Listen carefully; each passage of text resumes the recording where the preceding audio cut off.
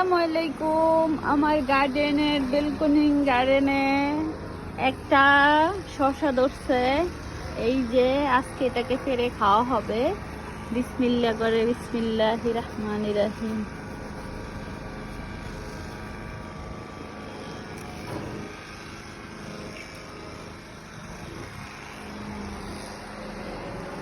আলহামদুলিল্লাহ, আলহামদুলিল্লাহ।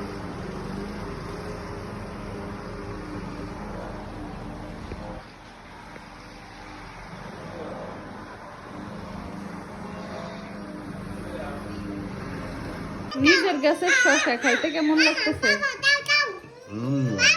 মজা। মাশাআল্লাহ, আলহামদুলিল্লাহ।